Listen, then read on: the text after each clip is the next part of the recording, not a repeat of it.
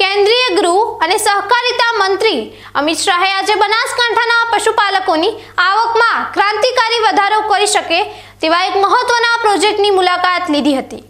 લાખણી તાલુકાના આગથળા ગામે બનાસ ડેરી અને સુઝુકી રિસર્ચ એન્ડ ડેવલપમેન્ટ ઇન્ડિયાના સહયોગથી શરૂ કરાયેલા બનાસ બાયો સીએનજી પાયલોટ પ્રોજેક્ટનું તેમણે નિરીક્ષણ કર્યું હતું। આ મુલાકાત દરમિયાન અમિત શાહે પશુપાલક બહેનો સાથે સીધો સંવાદ યોજીને આ પ્રોજેક્ટથી થનારા લાભો અંગે ચર્ચા કરી હતી।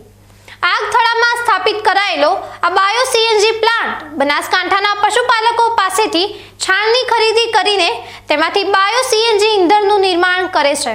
આ પ્રોજેક્ટની સૌથી મોટી વિશેષતા એ છે કે તેના સ્થાપન માટેનું સંપૂર્ણ રોકાણ Suzuki research and development India દ્વારા કરવામાં આવ્યું છે।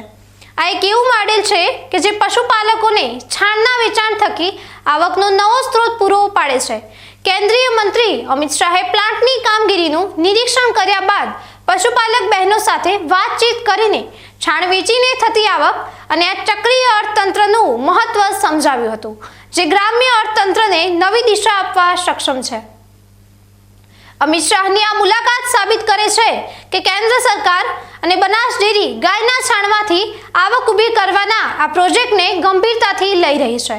આ બાયો સીએનજી પાયલોટ પ્રોજેક્ટ સફળ થતાં માત્ર ઇંધણની જરૂરિયાત જ પૂરી નહીં થાય, પણ પશુપાલકોની આવકમાં નોંધપાત્ર વધારો થશે અને ગુજરાતના પશુપાલન ક્ષેત્રે એક નવી ક્રાંતિનો પાયો નખાશે।